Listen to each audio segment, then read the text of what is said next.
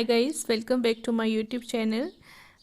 Today we will focus on economic news on AIR on 19th June 2023. Right? The major economic news is that the gross direct tax collection for financial year 23 to 24 have registered a growth of 12.73%.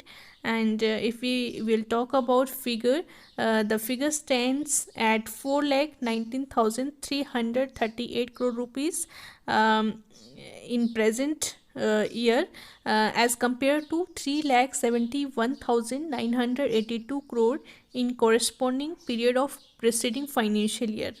Right. The gross tax collection include direct taxes and indirect taxes. Direct taxes includes corporation taxes and personal income taxes, and indirect taxes includes custom duties, excise duties, service taxes and GST. Right. पर यहाँ पर हम बात कर रहे हैं सिर्फ gross direct tax collection की. तो ग्रॉस डायरेक्ट टैक्स कलेक्शन में कॉरपोरेशन टैक्स का जो कलेक्शन रहा है वो रहा है 1,87,311 करोड़ रुपीज़. राइट. और जो पर्सनल इनकम टैक्स का कलेक्शन रहा है वो है 2,31,391 करोड़ रुपीज़. ओके. जो नेट टैक्स कलेक्शन क्वार्टर 1 में रहा है फाइनेंशियल ईयर 2023 टू 24 का, वो है 3,79,760 crore, and that is showing the growth of 11.18%. Right.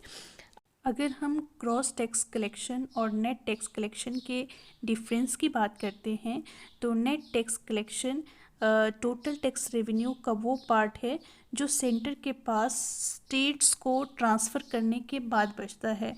आप सभी जानते हैं कि कॉन्स्टिट्यूशन का जो 280 आर्टिकल है उसमें फाइनेंस कमीशन के रिकमेंडेशन के अकॉर्डिंग सेंटर अपनी टोटल टैक्स रेवेन्यू का कुछ परसेंटेज स्टेट्स को देता है.